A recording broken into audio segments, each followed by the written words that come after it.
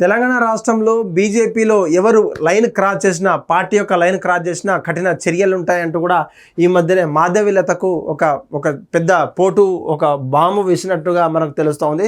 ముఖ్యంగా గోషామహల్ సంబంధించినటువంటి ఆ నియోజకవర్గంలో సంబంధించినటువంటి ఇప్పటికే బీజేపీ పార్టీకి నేను రాజీనామా చేస్తానంటూ కూడా ఇప్పటికే రాజాసింగ్ తన ఎమ్మెల్యే పదవిని సైతం, ఆ యొక్క పార్టీ సభ్యత్వాన్ని సైతం రాజీనామా చేయడం అయితే జరిగింది. అది కాస్త సంచలనంగా మారిందని చెప్పవచ్చు. ముఖ్యంగా ఎవరైతే రామచంద్రరావు ఎవరైతే ఎమ్మెల్యే స్థాయి కాకుండా మాజీ ఎమ్మెల్సీ స్థాయిలో ఉన్నటువంటి తాను ఎక్కడో ఇంట్లో నుంచి వచ్చినటువంటి వ్యక్తులకే మీరంతా ప్రియారిటీ ఇస్తున్నారు, పార్టీ కోసం మేమంతా పనిచేస్తున్నాం, మా యొక్క గుర్తింపు లేదంటూ కూడా తను అసహనం వ్యక్తం చేస్తూ తన పార్టీకి ఉన్నటువంటి ఒక దండం, మీ యొక్క పార్టీకి ఒక దండం, మీకు ఒక దండం అంటూ కూడా తను అనుమానాస్పదమైనటువంటి వ్యాఖ్యలు చేసి తీవ్రమైనటువంటి ఖండించిన తర్వాత తన పార్టీకి రాజీనామా చేయడం అయితే జరిగింది. అయితే గోషామహల్లో ఇప్పటికే అంటే ఇటు అసెంబ్లీ స్టార్ట్ అయిన తర్వాత తన స్పీకర్కి నేరుగా తన రాజీనామా ఇప్పటికే అంగీకరించిన తర్వాత హైకమాండ్ ఎవరైతే అంగీకరించారో ఆ పార్టీ నాయకులంతా కలిసి సమిష్టిగా తనను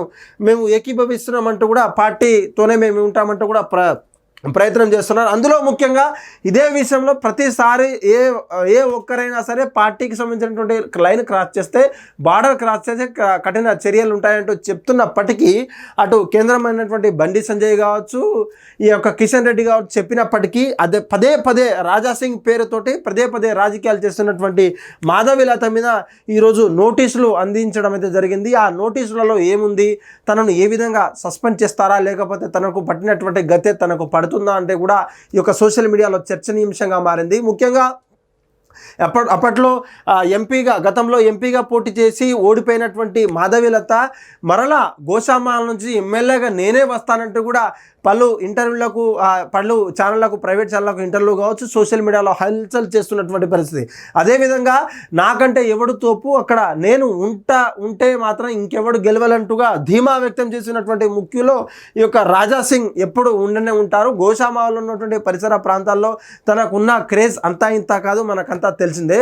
అందులో మరి ముఖ్యంగా అక్కడ ఉన్నటువంటి హిందూస్ కావచ్చు, ముస్లింల ఓటర్లను సైతం మభ్యపెట్టి అక్కడ ఉన్నటువంటి కేవలం రాజకీయంగా వాళ్ళను మభ్యపెట్టడానికే ఉన్నారా అంటూ కూడా తన మీద మాధవీలత మీద ఒక క్వశ్చన్స్ అయితే రేజ్ చేస్తూ ఉన్నారు. ఇప్పటికే పార్టీ నుంచి ఆ యొక్క లైన్ ఎప్పటికీ చెప్తూనే ఉన్నాం, రాజాసింగ్ ఇష్యూ గురించి ఎవరైనా మాట్లాడితే మిమ్మల్ని మంచిగా ఉండదు, మర్యాద ఉండదు. ఇప్పటికే పార్టీ క్యాడర్ నుంచి కావచ్చు, సెంట్రల్ వర్గాల నుంచి కావచ్చు చెప్పినప్పటికీ పదే తన పేరు తీసుకురావడం, తన వెనుకకు తీసుకురావడం, ఆ యొక్క సెల్ఫ్ రెస్పెక్ట్ లేదంటూ కూడా తను చెప్పడం, ఈ యొక్క అనేక కారణాల వల్ల కూడా తనకు ఈ యొక్క గతి పట్టిందంటూ కూడా మనకు అర్థమవుతా ఉన్నది. అయితే ముఖ్యంగా ఈ యొక్క గోషామహల్కి సంబంధించినటువంటి మరలా ఆ యొక్క నాయకులతో కలిసి సమిష్టిగా నిర్ణయం తీసుకుంటామంటూ కూడా అటు కిషన్ రెడ్డి కావచ్చు, బండి సంజయ్ కావచ్చు, ఇప్పటికే నూతనంగా అయినటువంటి రామచంద్రరావు చెప్పినప్పటికీ పదే చెప్పడం వల్ల ఈ యొక్క తనకు ఈ గతి పట్టిందని అనుకోవచ్చు. ముఖ్యంగా తెలంగాణ రాష్ట్రంలో ఉప ఎన్నిక ఖరారైంది. అది జూబ్లీ హిల్స్గా మనకు తెలుస్తూ ఉంది. మరో ముఖ్యంగా ఈ గోషామహల్ కూడా తనకు పార్టీ రాజీనామా చేసిన తర్వాత రాజకీయంగా మరలా ఇంకొక ఉప ఎన్నిక రావాలి. కాబట్టి అది ఎలా వస్తుందంటే బీజేపీలో ఉన్నటువంటి నాయకులు తన రాజకీయంగా తను ఈ పార్టీలో ఉండనంటూ తన సభ్యత్వానికి రాజీనామా చేసిన తర్వాత కేవలం సభ్యత్వం కాదు, నా యొక్క పార్టీ మీద గెలిచిన తర్వాత నీ యొక్క ఎమ్మెల్యే పదవి కూడా రాజీనామా చేస్తామంటే ఎమ్మెల్యే పదవి కూడా రాజీనామా చేసేటువంటి లేఖను ఇప్పటికే కేంద్ర మంత్రులైనటువంటి ముఖ్యులు ఆమోదించారు. ఆ యొక్క ఆమోద పత్రాన్ని నేరుగా స్పీకర్ గారికి అందిస్తే మాత్రం తను ఆమోదం పలికితే మాత్రం ఈ యొక్క బైపోల్ ఎలక్షన్స్ కూడా రాక తప్పదు. ఆ యొక్క బైపోల్ ఎలక్షన్స్ సంబంధించినటువంటి పోటాపోటీగా ఉన్నటువంటి ముఖ్య నేతల్లో ఈ యొక్క మాధవీలత గారు ఒకరు. ఈ యొక్క మాధవీలత గారు ఇప్పటికే మనకు చాలా విరించి హాస్పిటల్లో సుపరిచితురాలు, ఎన్నో వైద్య సేవలు అందిస్తున్నటువంటి బీజేపీ ముఖ్య నేతల్లో తనొకరు ఉన్నారు. కాబట్టి అక్కడ ఉన్నటువంటి ఓట్ బ్యాంక్ ఎంత, హిందూస్ ఎంత, ముస్లిమ్స్ ఎంత, అనేక బీసీ వర్గాలు ఉన్నటువంటి తన బలం ఎంత అనేది కూడా పూర్తిగా పరీక్ష చేసి తర్వాత మాట్లాడాల్సిన అవసరం ఉన్నప్పటికీ అనేక అనుచిత వాక్యాలు తరచూ తన మీద బీజేపీ పార్టీ మీద తను చెప్తున్న వలన ఈ యొక్క నోటీసులు తనకు అందించాయా అనేట్టుగా సోషల్ మీడియాలో వైరల్ అవుతుంది. అయితే ఈ సోషల్ మీడియాలో వైరల్ అయినప్పటికీ నిజమైనప్పటికీ ఆ యొక్క అసలు ఎందుకు మాట్లాడారు, లేకపోతే ఆ యొక్క బీజేపీ పార్టీ గురించి వాళ్ళు లైన్ క్రాస్ చేయొద్దన్నా కూడా వీళ్ళు ఎందుకు క్రాస్ చేశారు, ఏం మాట్లాడారు, అసలు ఏం వైరల్ అయిందని చెప్పేసి కూడా ఇప్పటికే ఫోన్లో మాట్లాడతారా లేరుగా, లేకపోతే సెంట్రల్ ఆఫీస్ కావచ్చు, ఇక్కడ ఉండే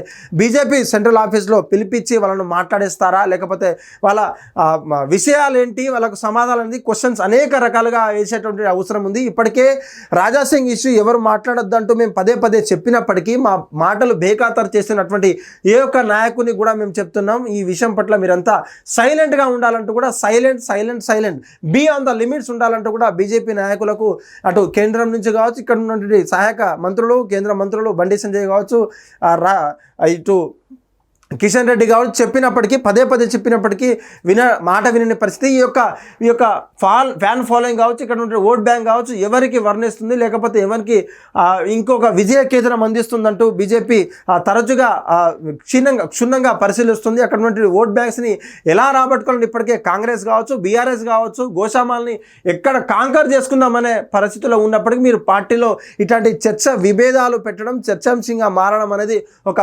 బీజేపీ పార్టీలో ఒక కీలక అంశంగా మారింది. ఈ రోజులలో దాదాపు ఈ యొక్క ఎమ్మెల్యే సీట్ కావచ్చు, ఎంపీ సీట్ కావచ్చు అంత ఆషామాషిగా రాదు. కాకపోతే మాకున్నటువంటి ప్రజాబలంతో మేము గెలుస్తామనే ధ్యేయంలో కాంగ్రెస్ ఉంది, అటు బీజేపీ ఉంది, అటు బీఆర్ఎస్ ఉంది. అంతలోపే బీజేపీ ఎవరు ఖరారు చేస్తారు? ఇప్పటికే రాజాసింగ్ పార్టీ నమ్ముకున్నటువంటి మీరు, పార్టీ నమ్ముకున్నటువంటి నన్ను మీరు ఎక్కడ విలువ ఇవ్వలేదు, నన్ను ఎక్కడ అసలు కేర్ చేయట్లేదు అంటూ కూడా మీకు పార్టీ దండం అంటూ బయటికి వచ్చిన తర్వాత అక్కడ రాజకీయ కోణాలంతా కూడా అక్కడ ఉన్నటువంటి కార్యకర్తలు, చిన్న కార్యకర్తల నుంచి కార్పొరేటర్ దాకా క్షుణ్ణంగా పరిశీలించి ఎవరికి ఇస్తే బాగుంటుందని చెప్పేసి ఆలోచించిన తర్వాతే వాళ్ళు టికెట్ ఇవ్వడం అయితే జరుగుతుంది. అంత ఆషామాషి కాదు. ఇప్పటికైనా మాధవీలత గారు నోరు కంట్రోల్లో ఉంటే, అదుపులో ఉంటే ఆ యొక్క పార్టీకి కావచ్చు, ఆ యొక్క పార్టీ శ్రేణులకు కావచ్చు, వాళ్ళ ఫ్యాన్స్ కూడా మంచిదంటూ కూడా సోషల్ మీడియాలో కామెంట్ల వర్షం అయితే కురుస్తూ ఉంది. చూడాలి ఈ బీజేపీ తనకున్నటువంటి వాల్యూని, తనకున్నటువంటి పరపతిని గౌరవించి తను ఏమైనా ఎక్కువ తక్కువ మాట్లాడారా, ఇంకేమైనా పార్టీకి సంబంధించినటువంటి పరుగు పోయేటటువంటి మాటలు మాట్లాడారా అనేది కూడా క్షుణ్ణంగా వారు పరిశీలించిన తర్వాత, క్వశ్చన్ చేసిన తర్వాత, వాళ్ళ సమాధానాలు కూడా చెప్పిన తర్వాత మనకు పూర్తి విశేషాలు అయితే మనకు తెలిసే అవకాశం ఉందని కూడా మనకు తెలుస్తూ ఉంది. హిట్ టీవీ యాప్, ఇందులో short news, live news, entertainment shows, movies, digital magazines తో పాటు మీ జిల్లా వార్తలను కూడా ఫ్రీగా చూడొచ్చు.